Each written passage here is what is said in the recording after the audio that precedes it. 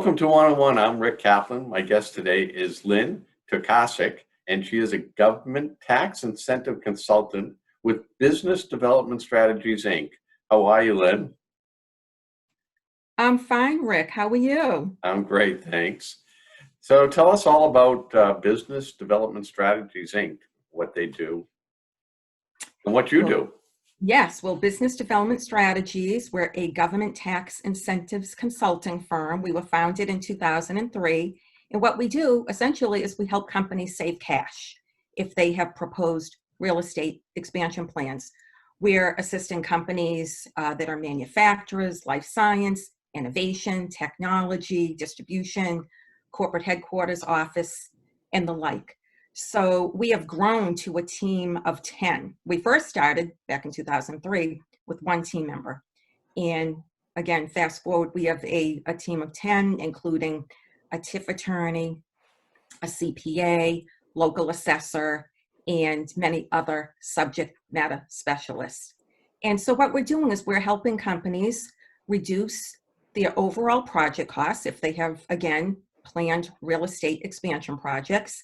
And we assist them with accessing potential state and local tax incentives in the form of state tax credits, tax increment financing, which is known as a TIF, personal property tax relief, and the TIF and personal property tax relief are both on the municipal side, and with a variety of other tax incentives. So that's more or less high level, the variety of potential incentives a company could benefit from.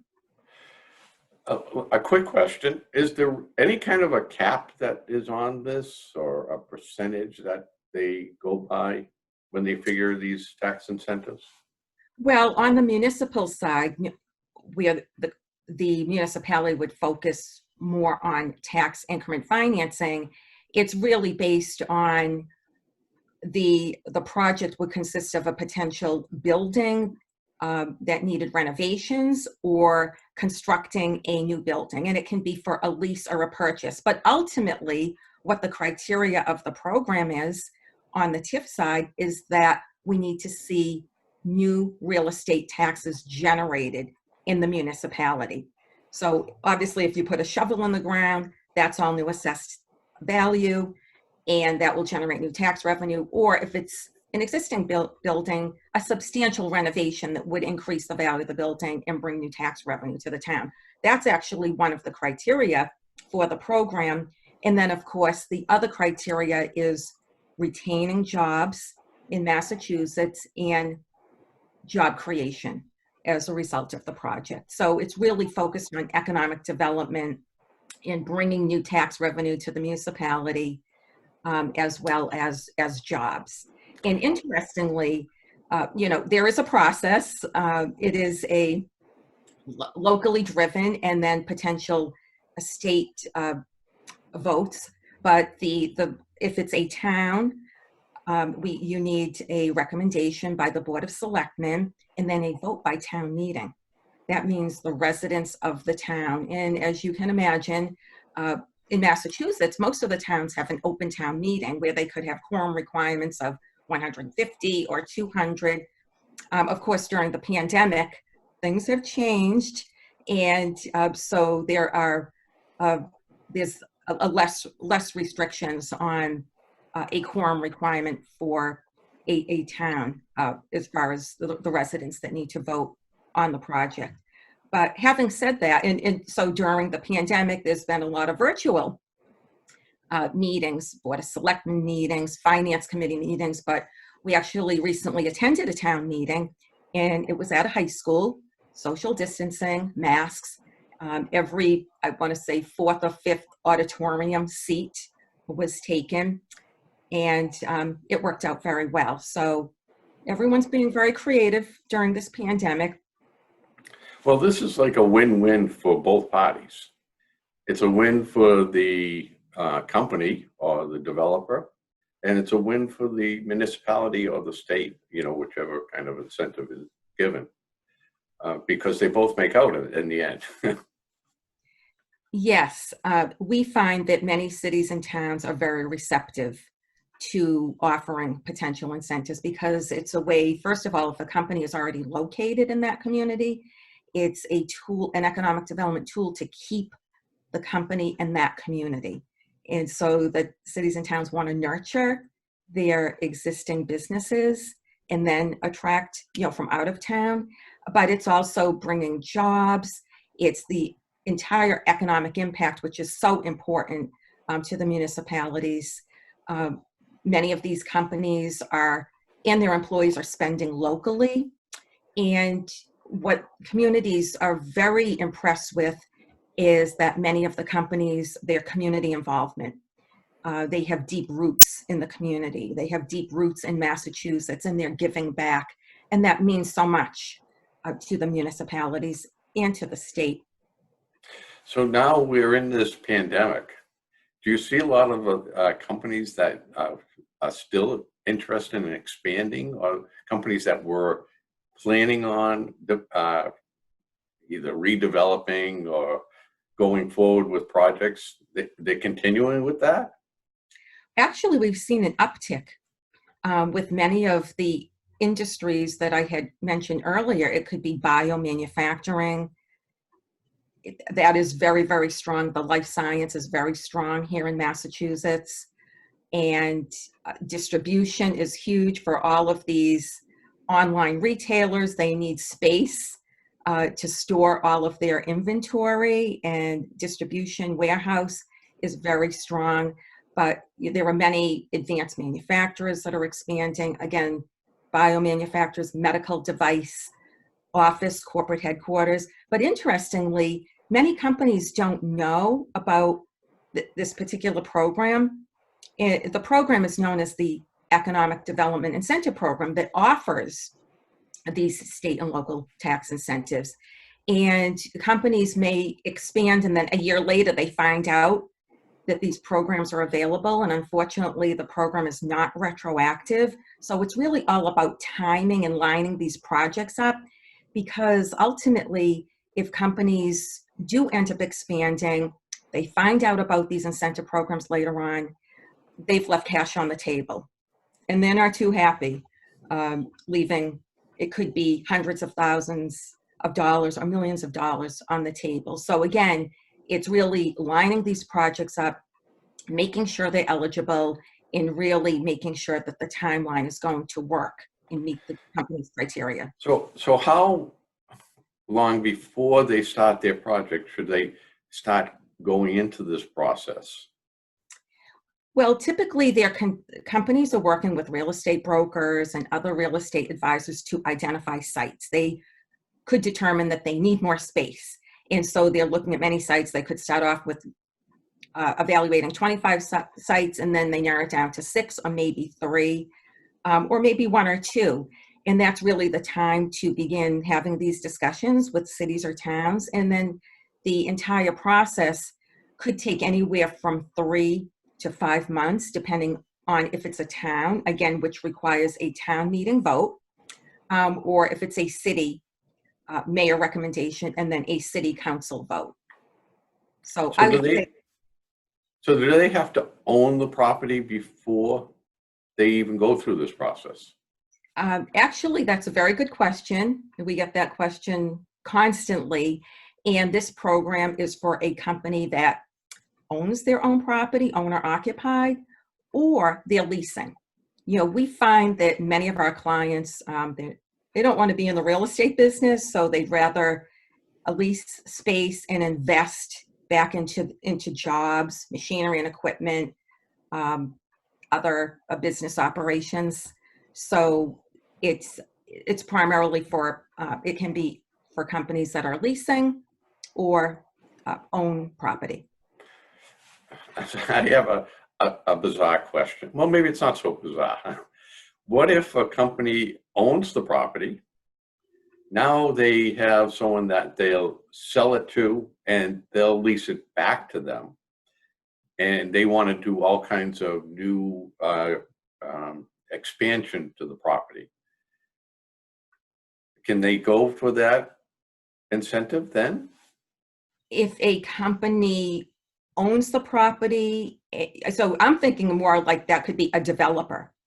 If a developer typically owns a property and they want to make some real estate improvements in order to attract tenants, multi-tenants, the building could be dated. It really, could have been built in the early 70s. And in order to attract the businesses of today, although, during the pandemic, it's still to be seen what the new offices will be looking like now. They're changing even more dramatically. But a developer, if it's a very large scale building and they really need to make upgrades in order to attract a tenant, there could be potential opportunities for the developer to apply for these tax incentives. Well, I'm talking about a company that owns their own property, but then sell it. Let's say they sell it to a developer, and the developer now leases it back to them. Yes. So now the company does not own it. Yes. So as a tenant, can they now go for a tax incentive to expand the property? Yes, they can, because ultimately for a single occupant building, as I assume you're referring to, that particular company, if it's a triple net lease, they're paying the real estate taxes to the new property owner. And so the tax incentives are really focused on to the company that's paying the real estate taxes and the job creator. So yes, is the answer to your question.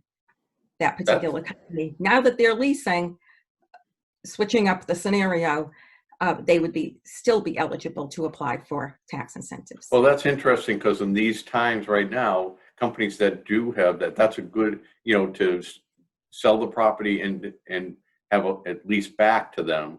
It's a good way of creating some cash for themselves. And, like you said, that tax incentive now is an opportunity for them to do some expansion if they need to, or redevelop the property to be configured to this pandemic mess we're in. Yes, and as a matter of fact, there are many examples of that particular scenario that we have actually been involved with. So that's becoming more and more common, and perhaps, as you say, during this pandemic. Very interesting. Well,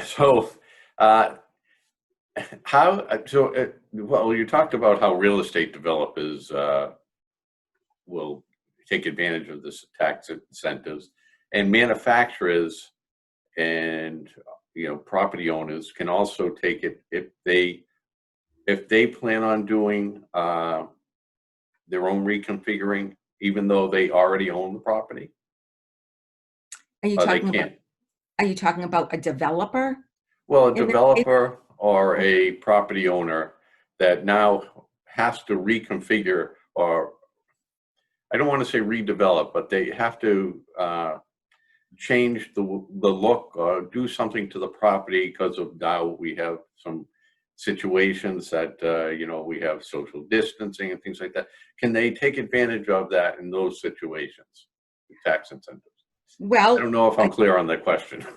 Okay, well, as long as potentially, the communities have to be interested and embrace, any type of project, but we still need to see some type of job creation and new real estate taxes being generated by a potential investment. Just reconfiguring a building or an office, most of the time that's not going to increase the assessed value of the building.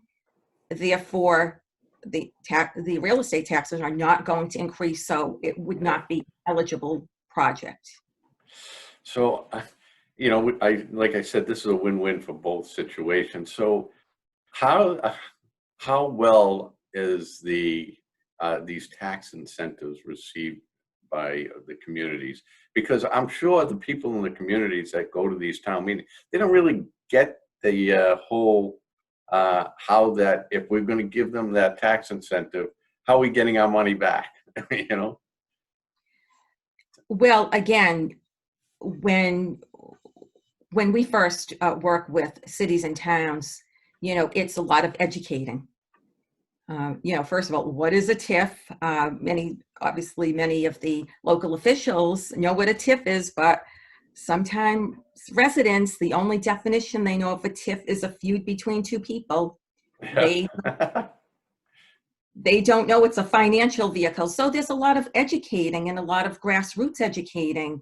We work very closely with chambers of commerce, with other regional organizations to make sure we get the word out properly to the residents, obviously, as well as to the local officials.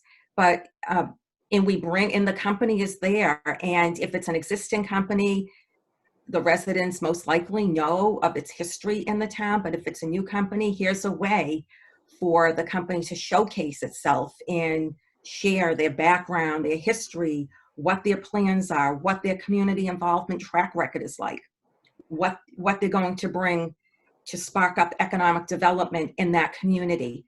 So before a voter is asked to attend a town meeting, they should be very well educated on who is the company and what are the benefits coming to the town should the company decide to move forward.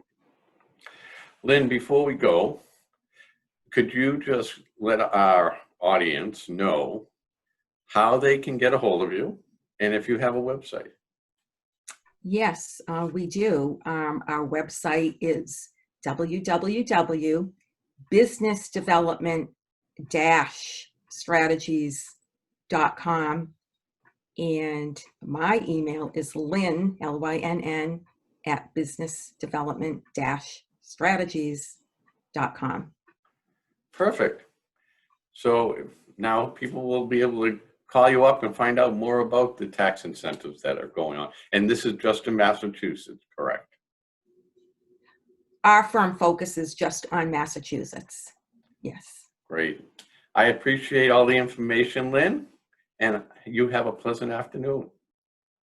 Thank you so much for having me. Thank you for watching today's interview. If you'd like to be a guest, a sponsor, or even advertise in the New England Real Estate Journal, you'll find our contact information in the description box below. You can also find all our social media platforms so you can follow us, and please subscribe to our YouTube channel.